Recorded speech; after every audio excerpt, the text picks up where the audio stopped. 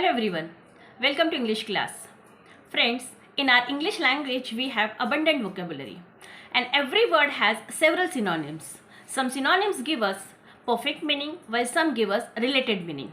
If you wish to improve your English, you need to follow advanced vocabulary. Well, in our today's lesson, we are going to use some better ways to replace, to know or to understand for effective speaking. So let's begin. Number 1, aware of means to know something. Here we can replace know with aware. I am fully aware of the fact. He doesn't seem to be aware of the problem. Number 2 is realize means again to know or understand. In examples, she was too young to understand what had happened. Kripa was silent, realizing she had made that deal. The third synonym is get the point, means to understand the purpose. Here also we can replace to know or to understand with get the point. He doesn't get the point that this is not a race. I wish he should stop telling the jokes and get the point of his speech. The next is acknowledge, means to accept or to admit.